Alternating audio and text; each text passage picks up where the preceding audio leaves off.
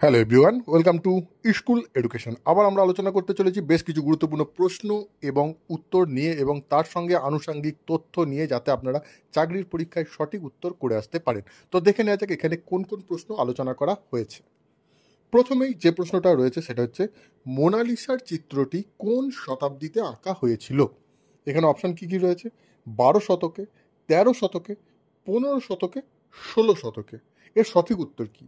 যে কোনো প্রশ্ন সঠিক উত্তর আপনারা সবার আগে করার চেষ্টা করবেন, তারপর শুনে নেবেন যে আমি কি বলছি, আপনার উত্তর সঠিক হলো না আপনার উত্তর ভুল হলো। সেই ক্ষেত্রে আপনারা বুঝতে পারবেন যে আপনারা যে চাকরির পরীক্ষার প্রিপারেশান নিচ্ছেন সেই ক্ষেত্রে আপনাদের প্রিপারেশান কত দূর এগিয়েছে।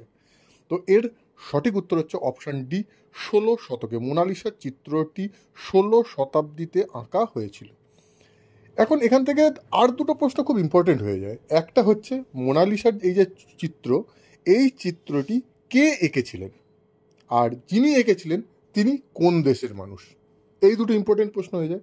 সুতরাং এই মোনালিসার চিত্রটি এঁকেছিলেন লিওনার্দো দা ভিঞ্চি। কে এঁকেছিলেন? Leonardo da Vinci. এবং তিনি কোন দেশের লোক ছিলেন? ইতালির লোক ছিলেন। প্রত্যেকটা পয়েন্ট কিন্তু ইম্পর্টেন্ট। দেখা গেলো প্রশ্ন এমনভাবে দিতে পারে যে মোনালিসার চিত্রটি কে এঁকেছিলেন, সেক্ষেত্রে উত্তর হবে লিওনার্দো দা ভিঞ্চি, এইভাবে কিন্তু। নেক্সট প্রশ্ন, একজন প্রাপ্তবয়স্ক মানুষের শরীরে কয়টি হাড় থাকে? এখানে অপশান কী কী রয়েছে? 201টি, 204টি, 206টি, 304টি। এর সঠিক উত্তর কী? এর সঠিক উত্তর হচ্ছে অপশান সি, 206টি। একজন প্রাপ্তবয়স্ক মানুষের শরীরে মোট 206টি হাড় থাকে। এখান থেকে আর দুটো প্রশ্ন ইম্পর্টেন্ট হয়ে যায়। কি কি? যে মানুষের শরীরে সবথেকে বৃহত্তম হাড় কোনটি, এবং মানুষের শরীরে সবথেকে ক্ষুদ্রতম হাড় কোনটি? এই দুটো প্রশ্ন ইম্পর্টেন্ট হয়ে যায়, এবং শুধু ইম্পর্টেন্ট না, বহু পরীক্ষায় এই দুটো প্রশ্ন এসছে। সুতরাং বৃহত্তম হাড় কোনটি?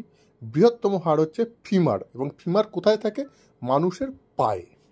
আর ক্ষুদ্রতম হাড় কোনটি? ক্ষুদ্রতম হাড় হচ্ছে স্টেপিস। স্টেপিস কোথায় থাকে? স্টেপিস থাকে মানুষের কানের মধ্যে।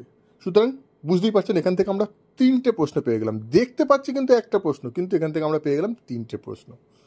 নেক্সট প্রশ্ন, কোন শহরকে বায়ুর শহর বলা হয়? এখানে অপশান কী কী রয়েছে? Chicago, Washington, new York, Seattle. এর সঠিক উত্তর হচ্ছে অপশান এ, শিকাগো। বায়ুর শহর বলা হয় শিকাগো শহরকে, এবং বায়ুর শহর তো শিকাগো শহরকে বলা হয়, এখান থেকে আমরা জানতে পারছি। কিন্তু কেন বলা হয়? এই শিকাগো শহরটি মিশিগান হ্রদের পাশে অবস্থিত। কোন হ্রদের পাশে অবস্থিত? মিশিগান হ্রদের পাশে অবস্থিত। সুতরাং আরও একটা প্রশ্নের উত্তর পেয়ে গেলাম। এবং এই হ্রদের পাশে অবস্থিত হওয়ার কারণে অন্যান্য জায়গার তুলনায় এখানে বায়ু প্রবাহের পরিমাণ অনেকটাই বেশি। এই কারণেই শিকাগো শহরকে বায়ুর শহর বলা হয়। সুতরাং পয়েন্টগুলো মনে থাকবে। নেক্সট প্রশ্ন, বাস্কেটবল খেলায় একটি দলে কতজন প্লেয়ার থাকে? এখানে অপশন কি কি রয়েছে? 5 জন, 6 জন, 7 জন, 8 জন। এর সঠিক উত্তর কি? এর সঠিক উত্তর হচ্ছে অপশান এ, 5 জন। বাস্কেটবল খেলায় একটি দলে 5 জন প্লেয়ার থাকে। এখন বাস্কেটবল খেলা সম্বন্ধে আমরা যতক্ষণ দেখছি, তো বাস্কেটবলে ভারতের র্যাঙ্কিং সম্বন্ধে আমাদের জানা দরকার। ফিবা, FIBA, ফিবাতে বাস্কেটবলের ভারতীয় র্যাঙ্কিং হচ্ছে পুরুষ বিভাগে 82 এবং মহিলা বিভাগে 79। কারেন্ট অ্যাফেয়ার্স থেকে কিন্তু এই প্রশ্ন আসতে পারে যে ফিবায় ভারতের র্যাঙ্কিং কত? সেক্ষেত্রে উত্তর কী হবে? 82 এবং মহিলা বিভাগে 79। নেক্সট প্রশ্ন, খরাবর্ষ বলতে কি বোঝায়? এখানে অপশান কি কি রয়েছে? যে বছর 30% বেশি খরাপ্রবণ, যে বছর 40% বেশি খরাপ্রবণ, যে বছর 50% বেশি খরাপ্রবণ, যে বছর 60% বেশি খরাপ্রবণ। এর সঠিক উত্তর কি? এর সঠিক উত্তর হচ্ছে অপশান বি, যে বছর 40% বেশি খরাপ্রবণ। অর্থাৎ যে হিসাব আছে খরার, সেই হিসাবে যদি 40% বেশি খরাপ্রবণ হয় কোনো বছর, তাহলে সেই বছরকে খরা বর্ষ হিসাবে ধরা হবে বা ঘোষণা করা হবে। আপনারা এখনও পর্যন্ত যদি আমাদের এই চ্যানেল সাবস্ক্রাইব না করে থাকেন তো অবশ্যই সাবস্ক্রাইব করে নিন, যাতে আপনারা আমাদের সঙ্গে যুক্ত থাকতে পারেন, আমাদের প্রত্যেকটা প্রশ্নের উত্তর দিতে পারেন, প্রত্যেকটা ভিডিও দেখতে পারেন এবং প্রত্যেকটা ভিডিও দেখে আপনারা আপনাদের চাকরির পরীক্ষার প্রিপারেশন নিতে পারেন। দেখা যাক নেক্সট প্রশ্ন। নিম্নলিখিত কোন হ্রদটি ভূকম্পীয় অগ্ন্যুৎপাতের ফলে সৃষ্ট হয়েছে? এখানে অপশন কি কি রয়েছে? পুলিকট, সম্বর, চিল্কা, লোনার। এর সঠিক উত্তর হচ্ছে অপশন ডি, লোনার। ভূকম্পীয় অগ্ন্যুৎপাতের ফলে উৎপন্ন হয়েছে এই লোনার হ্রদটি। এখন ঘটনা হচ্ছে এই লোনার হ্রদটা কোথায় অবস্থিত? অবশ্যই জানতে হবে, এটাও আসতে পারে প্রশ্নে যে লোনার হ্রদ কোথায় অবস্থিত। সেক্ষেত্রে উত্তর কী হবে? লোনার হ্রদ মহারাষ্ট্রে অবস্থিত। এবং এটি কিসের অংশ? এটি ডেকান ট্র্যাপসের অংশ। এখান থেকে আর একটা প্রশ্ন ইম্পর্টেন্ট হয়ে যায়, এই যে লোনার হ্রদ, এই লোনার হ্রদটা কি প্রকার হ্রদ? মিষ্টি জলের হ্রদ, লবণাক্ত হ্রদ বা ক্ষারীয় হ্রদ, কি টাইপের হ্রদ? এই হ্রদটি হচ্ছে লবণাক্ত হ্রদ। এবং এর যে গর্তটা, এই গর্তটা হচ্ছে ব্যাসাল্ট শিলার। ব্যাসাল্ট শিলার উপর এই হ্রদটি গঠিত। নেক্সট প্রশ্ন কি আছে? লোকটাক কি প্রকৃতির হ্রদ? এখানে কি কি রয়েছে? ক্ষারীয় জলের হ্রদ, লবণাক্ত জলের হ্রদ, স্বাদু জলের হ্রদ বা এ ও সি, অর্থাৎ ক্ষারীয় হ্রদ এবং স্বাদু জলের হ্রদ। আমরা এর আগের প্রশ্নে কি দেখলাম? লোনার হ্রদ হচ্ছে একটি লবণাক্ত হ্রদ। সুতরাং কি টাইপের হ্রদ সেটাও কিন্তু জেনে রাখা অবশ্যই দরকার, কারণ এখান থেকে প্রশ্ন আসার সম্ভাবনা থাকে। সুতরাং লোকটাক কি প্রকৃতির হ্রদ? লোকটাক হচ্ছে অপশান সি, স্বাদু জলের হ্রদ, অর্থাৎ অপশান সি এখানে সঠিক উত্তর। এখান থেকে আরেকটা প্রশ্ন ইম্পর্টেন্ট হয়ে যায়, এই যে লোকটাক হ্রদ, এই লোকটাক হ্রদ কোন রাজ্যে অবস্থিত? এই লোকটাক হ্রদ অবস্থিত হচ্ছে মণিপুর রাজ্যে। নেক্সট প্রশ্ন, ভারতের বৃহত্তম উপকূলীয় হ্রদ কোনটি? এখানে অপশান কি কি রয়েছে?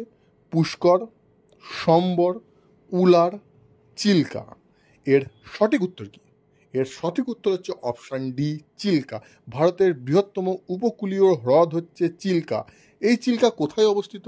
কারণ প্রত্যেকটা হ্রদ কোন রাজ্যে অবস্থিত বা কোথায় অবস্থিত অবশ্যই জানতে হবে। এই চিল্কা অবস্থিত হচ্ছে উড়িষ্যা রাজ্যে। এখানে আর কয়েকটা হ্রদ সম্বন্ধে আমরা জেনে নিই, যেমন সম্বর হ্রদ। সম্বর হ্রদ ভারতের বৃহত্তম লবণাক্ত জলের হ্রদ। তাহলে কি? সম্বর হ্রদ ভারতের বৃহত্তম লবণাক্ত জলের হ্রদ। উলার হ্রদ, উলার হ্রদ হচ্ছে ভারতের বৃহত্তম স্বাদু জলের হ্রদ। তাহলে বৃহত্তম লবণাক্ত জলের হ্রদ কোনটা সেটাও আমরা জেনে গেলাম, সম্বর। এবং বৃহত্তম স্বাদু জলের হ্রদ কোনটা সেটাও জেনে গেলাম, সেটা হচ্ছে উলার। বৃহত্তম উপকূলীয় হ্রদ কোনটা সেটাও জেনে গেলাম, সেটা হচ্ছে চিল্কা। নেক্সট প্রশ্ন, সাংপো হ্রদ কোন রাজ্যে অবস্থিত? সাংপো হ্রদ, এখানে অপশন কি কি রয়েছে?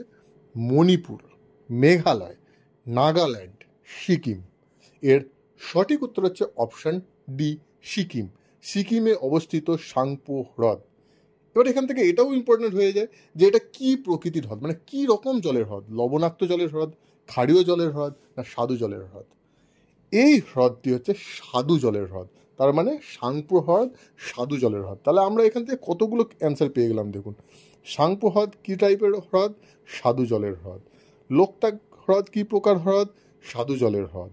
লোনার হ্রদ কী প্রকার হ্রদ? স্বাদু জলের, এই লবণাক্ত জলের হ্রদ। আর চিল্কা হ্রদ কী প্রকার হ্রদ? লবণাক্ত জলের হ্রদ। এছাড়া আরও পেলাম কি, সম্বর হ্রদ কী প্রকার হ্রদ? লবণাক্ত জলের হ্রদ। উলার হ্রদ কী প্রকার হ্রদ? উলার হ্রদ হচ্ছে স্বাদু জলের হ্রদ। নেক্সট প্রশ্ন, ভারতে কোন মৃত্তিকার পরিমাণ সর্বাধিক? এখানে অপশান কি কি রয়েছে? পলি মৃত্তিকা, কৃষ্ণ মৃত্তিকা, লোহিত মৃত্তিকা, ল্যাটেরাইট মৃত্তিকা। এর সঠিক উত্তর কি? এর সঠিক উত্তর হচ্ছে অপশান বি, কৃষ্ণ মৃত্তিকা। ভারতে কৃষ্ণ মৃত্তিকার পরিমাণ সর্বাধিক। এখন ভারতে কৃষ্ণ মৃত্তিকার পরিমাণ সর্বাধিক আমরা জেনে নিলাম, কিন্তু সেই সর্বাধিকের পরিমাণ কত? ভারতে যে যদি 100% মাটি থাকে, তাহলে সেই মাটির মধ্যে বা মৃত্তিকার মধ্যে কৃষ্ণ মৃত্তিকার শতাংশ কত? সেক্ষেত্রে উত্তর হচ্ছে 29.69%। 29.69% হচ্ছে কৃষ্ণ মৃত্তিকার পরিমাণ, এবং এটি ভারতের সবথেকে বেশি পরিমাণ মৃত্তিকা। আজকের ভিডিও এই পর্যন্ত। আশা করি আপনাদের ভালো লেগেছে। ভালো লাগলে অবশ্যই লাইক করুন, কমেন্ট করুন, আর এখনও পর্যন্ত যারা এই স্কুল এডুকেশনাল চ্যানেল সাবস্ক্রাইব করেননি তা অবশ্যই সাবস্ক্রাইব করে নিন, যাতে আমরা একসঙ্গে যুক্ত থাকতে পারি, আমাদের প্রত্যেকটা ভিডিওর নোটিফিকেশান পেতে পারেন, প্রত্যেকটা ভিডিও দেখে আপনারা আপনাদের চাকরির পরীক্ষার প্রিপারেশন নিতে পারেন। আর ভিডিওটা যদি ভালো লাগে অবশ্যই সোশ্যাল মিডিয়ায় বিভিন্ন মাধ্যমে শেয়ার করুন, যাতে অন্যান্য স্টুডেন্টরাও ভিডিওটা দেখে উপকৃত হতে পারে।